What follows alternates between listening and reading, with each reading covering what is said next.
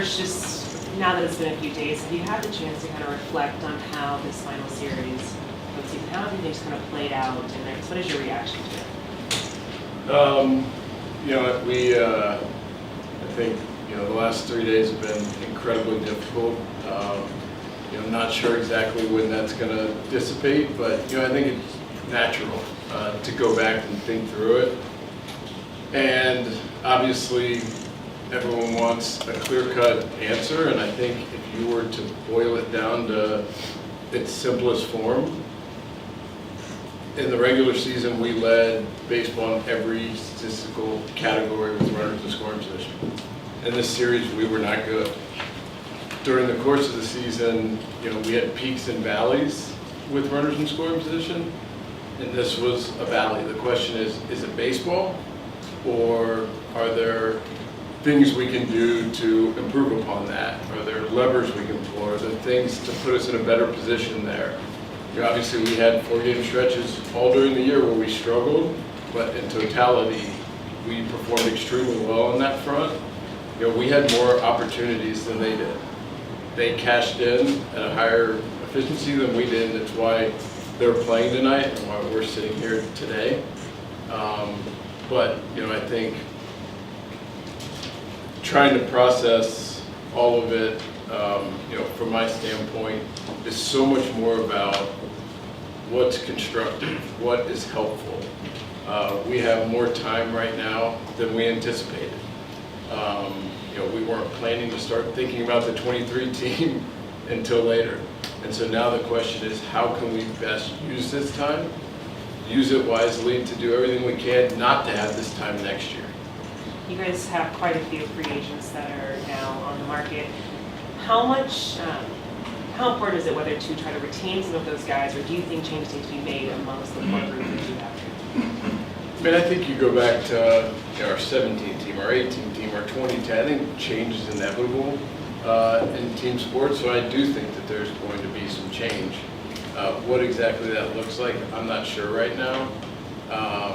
You know, again, we didn't anticipate having this time, and so now it's about really rolling our sleeves up and digging in for things we can learn from this year that will help us in the future, and also the best way to position ourselves to have the deepest and best team going into next year.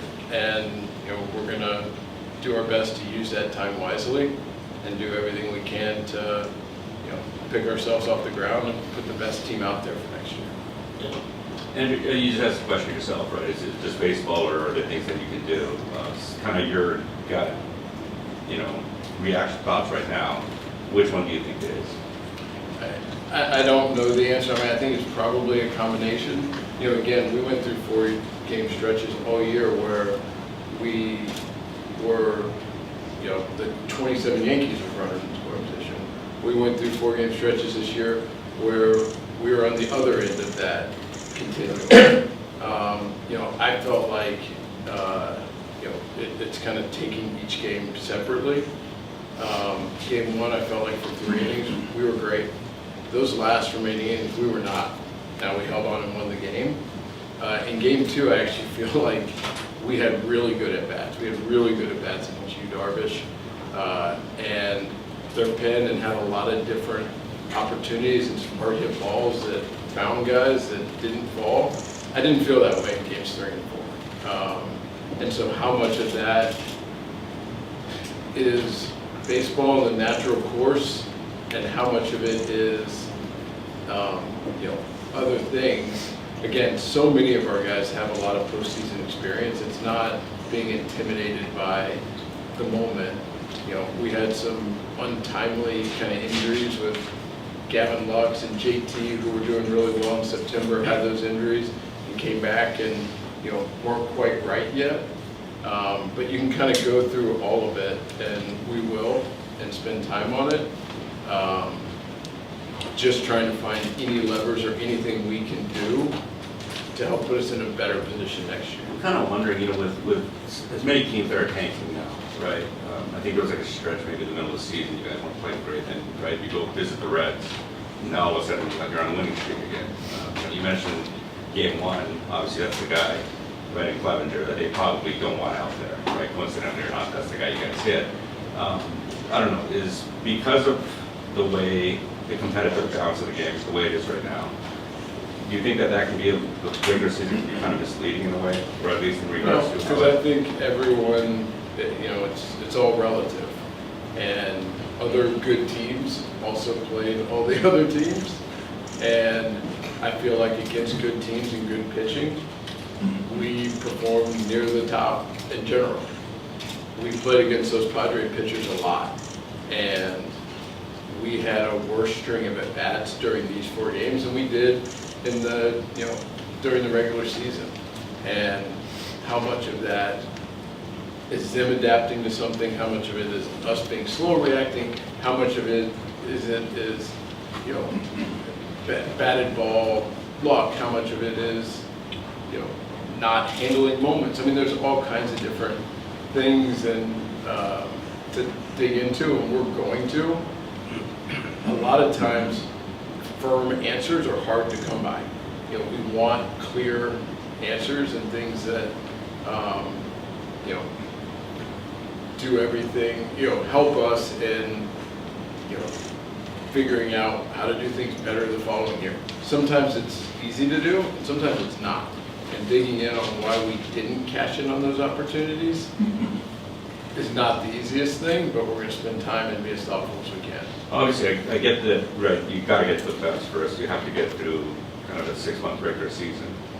But if you were to say, just kind of in a bubble, in a vacuum, able to construct a team just for the playoffs, how much would that differ from the team that you've constructed, like say after the winter going into a season? And is there a way you think maybe kind of bridging those two things if they are different? I mean, I guess a different way to answer that, if you're asking me if I think the best team wins the World Series every year, I would say no. I think the hottest team wins the World Series every year, and so it's how to put us in the best position going into October to be the hottest team. 2017, we went through that cold streak, we got hot, and we rolled through the playoffs until the World Series. 2020, each year has its own kind of different narrative to it, but I don't believe that the best team wins the World Series every year. I think that's Are they two different things though, right? There's a best team over like a 6-month thing, and maybe a best team for a tournament. Like, in your mind, are those two the same thing? I guess my point is that, I guess partly is how you define best team, but again, I think it is about the hottest team. I think you can look at, after a series and say, oh, this team played better, and that's true. They played better than we did. That's not in dispute. But how much of it, how much of it are things you can foresee in advance as opposed to after the fact? I think that's a really important distinction. I feel like the expectations here are incredibly high, and that's awesome. I love how passionate our fans are. Those expectations are shared by everyone that works here. In the front office, in the coach's room, Dave, our players.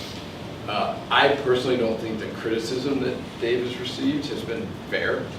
I think it's human nature to want to point the finger at someone.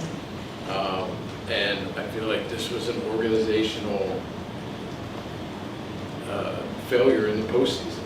I feel like, our regular season goal, we accomplished. We put ourselves in the very best position you can to go out and win 11 games in October. We didn't come close to doing that. And I think there are fairly clear answers as to why, and others that aren't as clear. But I think, that passion is awesome. And